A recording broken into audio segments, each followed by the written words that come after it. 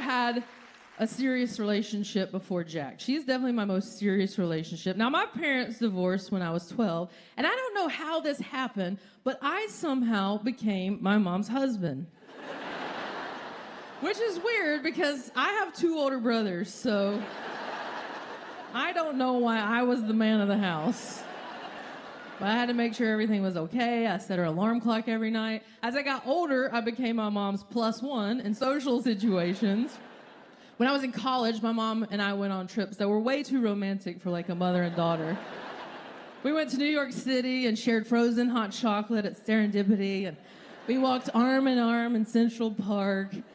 And when you're single, there's no one to be like, hey, that's weird, you're on a date with your mom.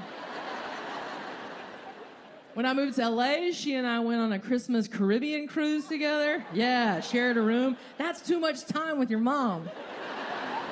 I started dreaming of icebergs.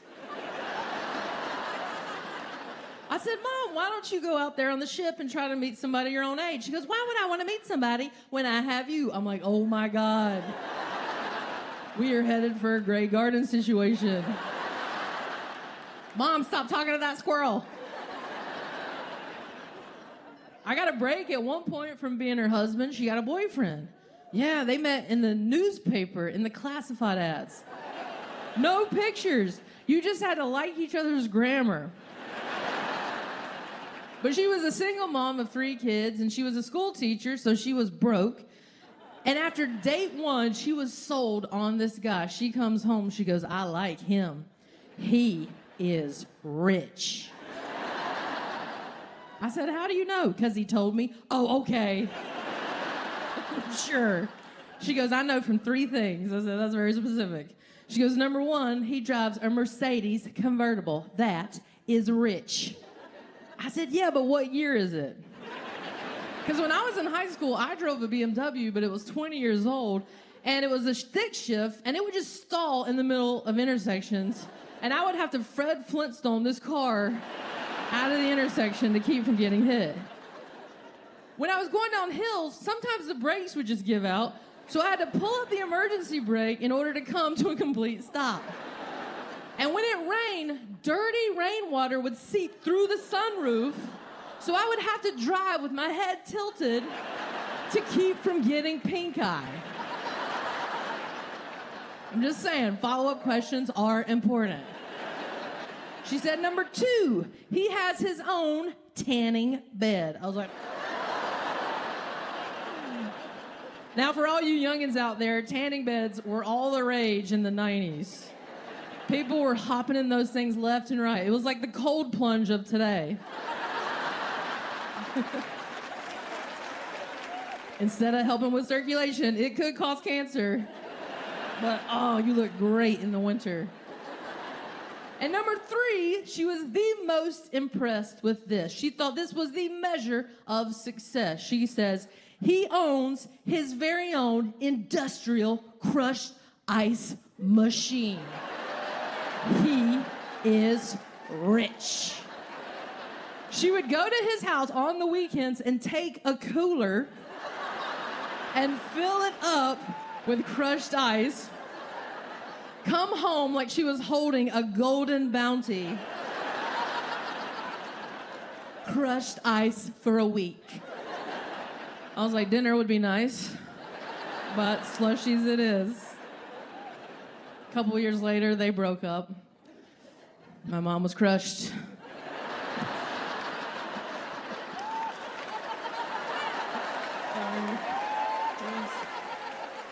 Crushed unlike her ice. She had to go back to that broke ice. The ice in the trays where you're filling it up with water and you're like trying to put it in the freezer and everything's spilling. You're like, ah! No, I didn't meet Jax until I was 35. My mom had gotten very comfortable with me being her husband. And at 35, she did not think I was in danger of getting took.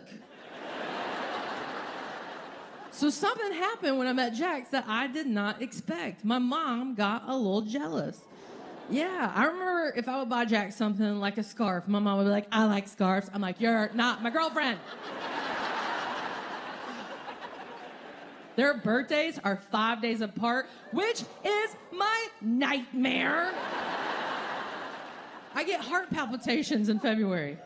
I remember early on in my relationship, it was very popular to go on Facebook and profess your love for whoever you were with. So Jax's birthday, I go on Facebook, I'm like, I love you so much. You're the greatest thing that's ever happened to me.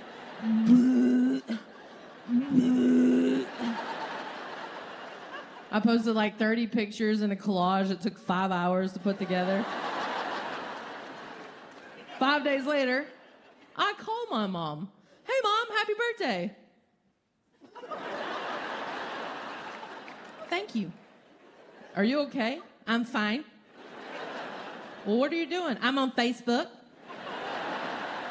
I was looking at my messages, and I don't see one from you, and I know your thumbs work because you used them 5 days ago. I sent you an edible arrangement. What is this? But she was pissed. So I had to unfriend her.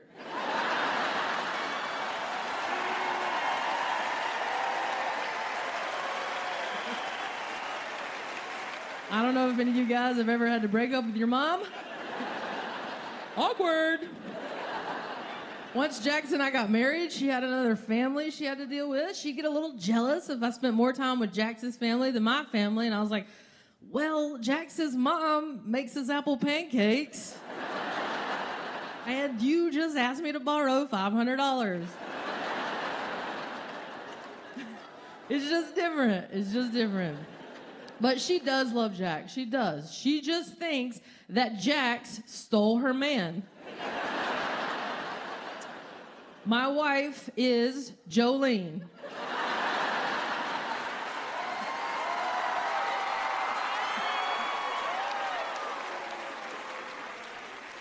When I fly home to North Carolina, I am so grateful that my life has unfolded the way it has. I could have never guessed this. I'm so grateful that I met Jax. She's the best. Jax and I took our next big step together. No, not kids. We actually bought a house together, which was very exciting, very adult thing to do. And Jax is the exact person you want to do this kind of adult decision with. She's very responsible. She asks all the right questions. She was like, how's the roof? What's the plumbing like? Is there mold? I'm like, yeah. Are there ghosts? She looked at me like I was crazy. I'm like, that's a valid question. Because when I was home, ghosts were on my mind. There's these houses in my hometown built in the 1800s, and a lot of ghost sightings have happened there. I don't know what it is about ghosts in the 1800s. The 1800s is a very popular time for ghosts. I'm just saying, you don't see a lot of ghosts in Daisy Dukes. So people have been spotting these ghosts so much that they've become very casual about it in a way that I'm not used to. So I was having lunch with my mom and her friends, and my mom said, I went to the Tate's house a couple of weeks ago. I went upstairs to use the bathroom, and when I came out of the bathroom, there was Catherine. I said, who's Catherine? She goes, well, she's dead, and she's a ghost. And all of her friends go, mm-hmm. She said, everybody knows that Catherine grew up in that house. She lived there her whole life. She never got married, never had kids. She died in that house. And then when the Tates moved in, there was Catherine. She was in the den, the living room, the kitchen, outside of the bathroom. It's just Catherine. I said, so Catherine just comes with the house? Her friend goes, yep, I saw her a couple of weeks ago. She looked great. So hearing about Catherine made me think about the house that I grew up in. It made me think about the house Jax and I were looking at. And it was just on my mind. Now, I've never seen a ghost. I'm more of an energy person, which sounds very LA to be like, I'm an empath. But when I was growing up in this house that I grew up in, it was built in the 1800s. It had such a weird energy to it. I could never pinpoint what that was. I just felt so unsafe in that house. I would make my dad sit outside of my bedroom until I fell asleep, and I would catch him trying to crawl out of the bedroom like my mom in the cemetery. And I was like, Dad, I'm scared. So he didn't sleep for 1.5 years. And then he and my mom divorced, I think because he just wanted to take a nap and get the hell out of the house. So as my punishment, I became my mom's husband. Now, when I was in high school, she got that rich boyfriend I was telling you about, and she would go there on the weekends, and I would be there by myself, so scared I slept with a knife under my bed. Not my cake-cutting knife, a different one. And hear about Catherine, this all comes up, and I said, Mom, you know, the house that we grew up in, that house had such a weird energy. My mom said, that house was the most haunted house I have ever lived in. You mean the house you left me in alone when I was a teenager? I had to. I was scared. I said, what did you hear? Well, when I was there, I would hear footsteps at night going up and down the stairs. You and your brothers were asleep. I would hear door slams, screams. That thing was evil. You should have told me. I would have gone to my grandmother's house. Your grandmother's house was the second most haunted house I have ever been in. Your grandfather has been floating around there since 1963. But whatever was in our house was so evil that I said to it one night, if you do not leave, I'm going to call the Duke University Paranormal Department. I don't know if that's an Ivy League Ghostbusters or what that is. She said, but I did not want to fool with it. I decided to put our house on the market. And then she started whispering, but I did not disclose that there was a ghost. And that house has been sold every 5 years ever since. So I believe evil still lurks within. Now, a couple of months ago, I was in Chicago for a show, and the night before, I was leaving a restaurant, and this man stops me, and he goes, I have something weird to ask you. I said, oh, man, I am about to touch a wiener.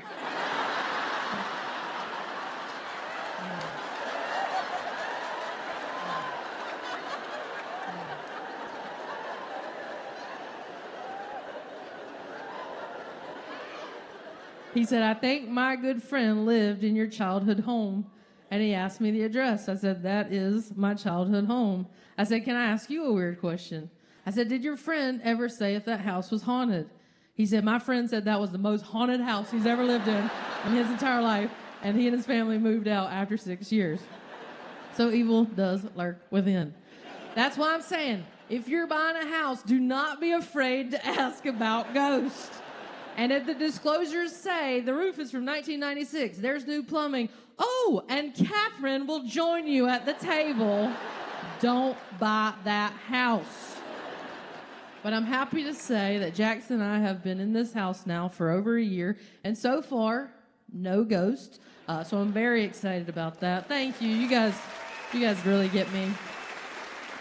But there is one thing that I wanted to do in this house. Now, in this journey to where I'm at now, it's been about 21 years in Los Angeles, and it took me a really long time to get traction, to work, to be successful. And during that time of working hard and not getting anywhere, I would daydream about one day, if I'm lucky enough to work, to make money, to buy a home, there is something I am going to put in that house, and that will be the symbol of success.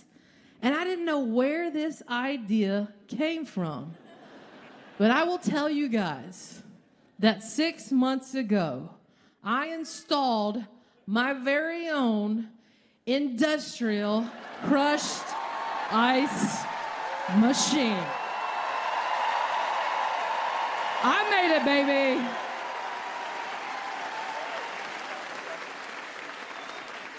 The only problem is that now my mom wants to move in with us, which would, in fact, make our house haunted.